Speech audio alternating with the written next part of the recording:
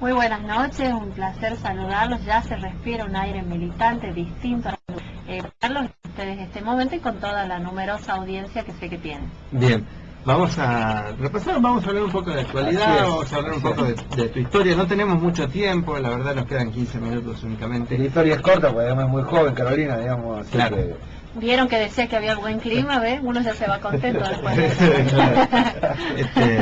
Entonces, bueno, sabemos que fuiste concejala, que fuiste legisladora, sos, digamos, legisladora en uso de licencia, para ocupar este cargo, tus acciones. Así es, bueno, nosotros acá con el doctor Fernando Rogel, que es el colaborador, que es colaborador en todo sentido, pero colaborador del proyecto nacional más que nada, que es con quien nos identificamos, y desde luego desde la provincia donde estamos alineados con el gobierno nacional por una cuestión de convicción, de ideología y de todos los logros que sabemos que desde nuestro gobierno en los últimos años han transformado la Argentina.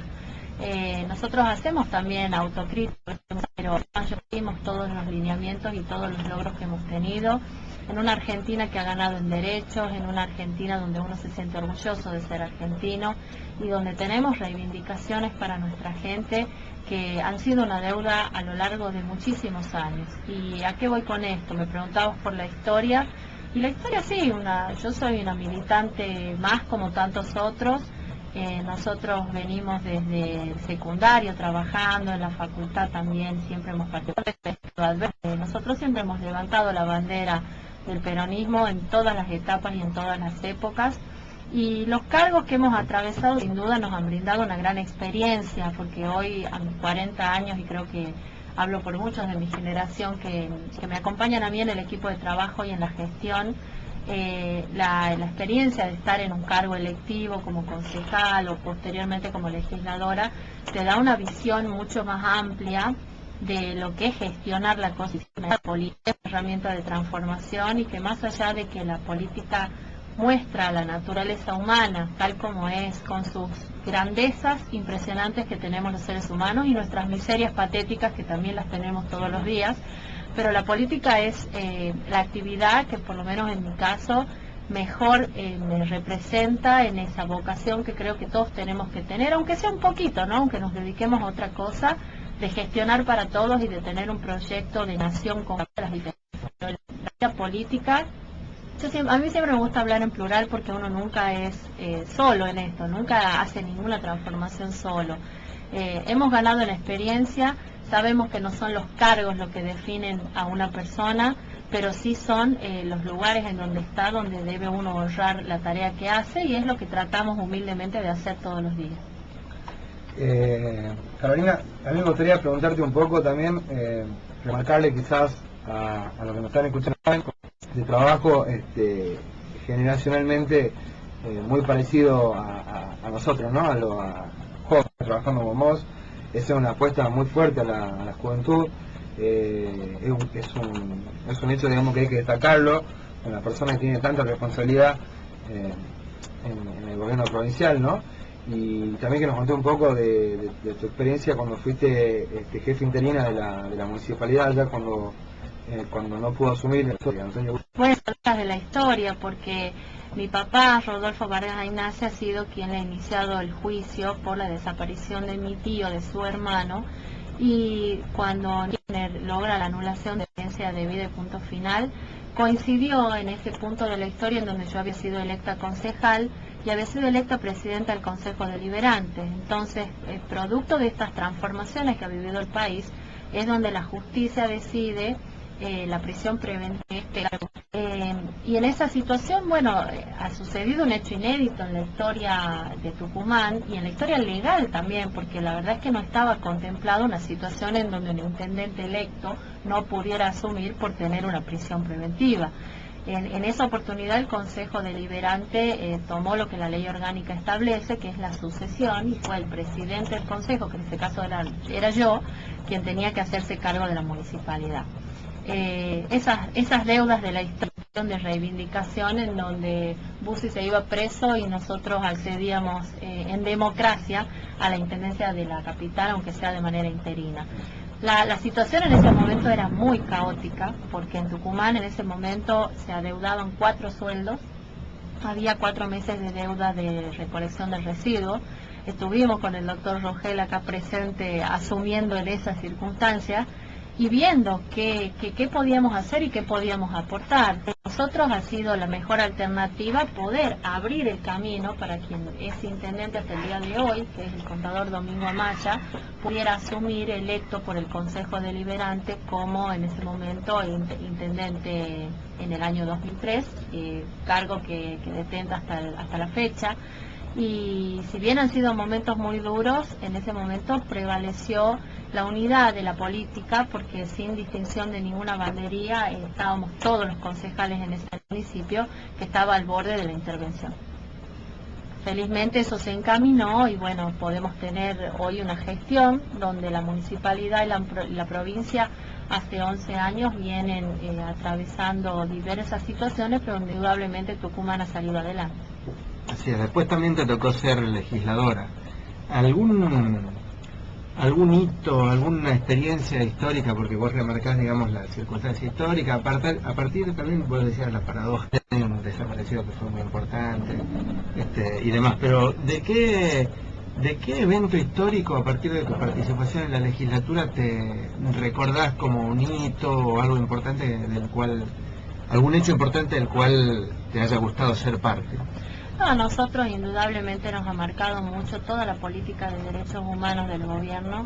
Más allá de yo haber vivido una situación familiar, creo que es una situación que en la Argentina ha marcado heridas muy profundas, y todo el trabajo para encontrar a la justicia de la mano de la historia y que pueda haber una reconciliación del pueblo argentino con este tema, creo que eso se ha mostrado de una manera muy palpable en los juicios que se han llevado a cabo, donde hemos podido ser testigos de que si bien la historia no nos ha devuelto a los seres queridos que hemos perdido, todos los argentinos que hemos atravesado por esto, hemos podido ver que prevaleció la justicia, el Estado de Derecho, que se hizo mucho a nuestro país, a nuestra provincia y lógicamente a cada familia que ha perdido algo.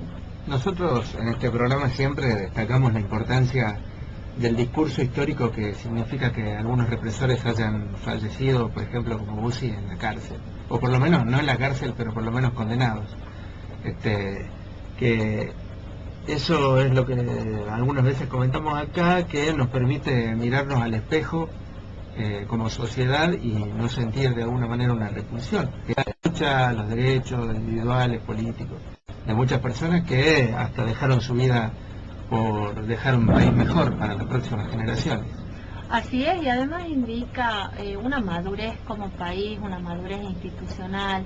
Esto uno trata de verlo con ojos de objetividad, más allá de que las emociones gobiernan la vida de cada uno de nosotros. Creo que nosotros como país hemos ganado mucho en los últimos años, desde lo institucional, desde cualquier ciudadano de justicia existe, y de que más allá de que se haya demorado todo lo que se ha demorado, las conquistas sociales prevalecen sobre los atropellos y sobre las cuestiones que lamentablemente hemos vivido en la Argentina. Yo creo que hemos aprendido, y si bien todavía nuestro país obviamente que tiene sectores con diferentes ideologías, ya no hay lugar para ninguna clase de fundamentalismo en esto. Creo que todos los argentinos hemos pensado, aunque haya algunos sectores, pero creo que esto ha unido más que nunca al país y lo ha unido en una idea.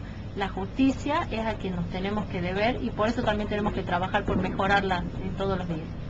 Así es. Carolina, ahora en el panorama local, a un poco más de un año de unas elecciones generales que van a renovar la mayoría de las autoridades ejecutivas y legislativas de la provincia, ¿cómo ven el Tucumán que se viene? ¿Qué pensás que va a devenir para el Tucumán el año que viene a partir de octubre? Ir en el mismo carril, tienen que profundizarse aún más los cambios que venimos realizando. Tenemos que tener una amplitud todavía más grande para contener a todos los sectores. Yo creo firmemente en que tiene que existir el debate, el diálogo, el consenso. Lógicamente, acercándonos a un periodo electoral, sube la presión, sube las discusiones, las posiciones políticas se hacen más crudas, aparece la crítica, aparece la denuncia. Está bien, el proceso acá es que nosotros podamos tener apertura, porque todo eso tiene que enriquecer y no denostar a la política. Yo creo que ese es el límite, cuando las actitudes que aparecen son actitudes que no engrandecen, sino que achican y que hacen que la política se aleje de la gente y no sea confiable. A mí me parece que para el tiempo que se viene nosotros tenemos que seguir trabajando por un Tucumán más justo, con mayor inclusión aún de la que tiene. Tenemos que volver a posicionar a Tucumán, tenemos que mejorar mucho nuestro mercado interno. Tucumán tiene muchísimo para ofrecer al país y al mundo. Tucumán en cultura es algo que realmente es llamativo, la cultura que hay en Tucumán, los talentos que hay en Tucumán, la producción que hay en Tucumán.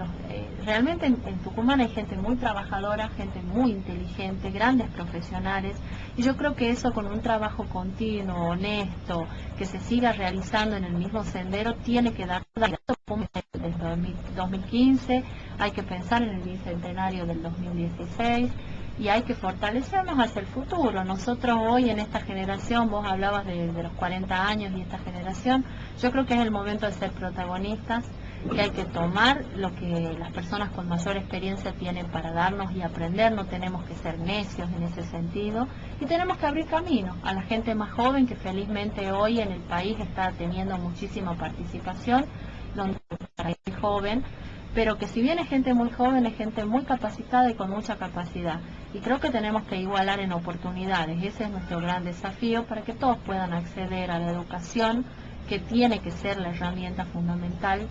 Tucumán tenemos que fortalecer mucho más lo que es la educación. Nosotros tenemos nuestras universidades, tenemos que llenar esas universidades con tucumanos que puedan acceder a la universidad.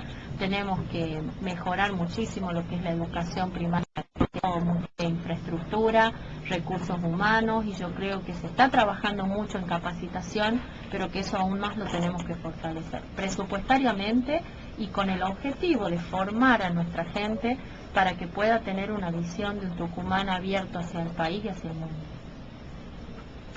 La verdad, el Tucumán se caracteriza también por la educación, como vos decías, pero también una especialidad universitaria. Tenemos en esta mesa dos personas que vinieron a estudiar a la universidad y se quedaron para siempre, ¿no?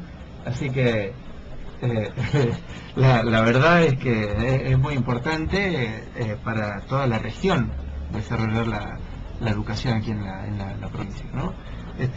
También nos queda muy poco tiempo, estuvimos repasando las últimas noticias que tenían que ver con vos, y por ejemplo estuvimos viendo que la semana pasada, dando los últimos pincelazos de este registro de comerciantes saqueados, por ejemplo, ya hablando más de temas de la actualidad, que me pareció interesante porque es una situación que a nadie le gustó vivir sobre finales del año pasado, y se le va a dar una recomposición. ¿Cómo es ese tema de los comerciantes que sufrieron saqueo? Así es, bueno, existe una ley marco que establecía que el gobierno de la provincia podía establecer ciertos mecanismos de recomposición para aquellas personas que habían daños. Se abrió un registro que está realizado en forma conjunta por el Ministerio de Economía y nosotros en la Secretaría General. Se estableció un plazo para realizar las denuncias de las situaciones vividas. Nosotros hemos puesto, la verdad, que requisitos muy flexibles. Hemos intentado que por lo menos la obligatoriedad sea la presentación de la denuncia policial, para poder acreditar efectivamente, y a partir de ello hemos recepcionado todos los pedidos, y que no son más de 65 pedidos. Lo que nosotros hicimos ahora es establecer los montos de recomposición que le vamos a otorgar a estas personas, a estos fondos de comercio, personas físicas, personas jurídicas, y esto lo vamos a hacer por ley. Nosotros vamos a girar la semana que viene a la legislatura provincial un anexo que va a formar parte de esta ley marco, donde se va a detallar su proceso. La ley nos permitía hacerlo de diversas modalidades. Nosotros hemos apelado a hacer subsidios directos en dinero en efectivo hasta un determinado monto, y superado ese monto, certificados de crédito fiscal, para que puedan este crédito fiscal ser utilizado sin límite de tiempo, porque en un primer momento se pensó hacerlo en un lapso de 2 años, ahora no va a tener límites de tiempo, y probablemente establezcamos algunas modificaciones a la ley original para que de alguna manera porque hay algunos casos particulares en los cuales va a ser de mucha mayor utilidad y va a servir poder transferirlo de alguna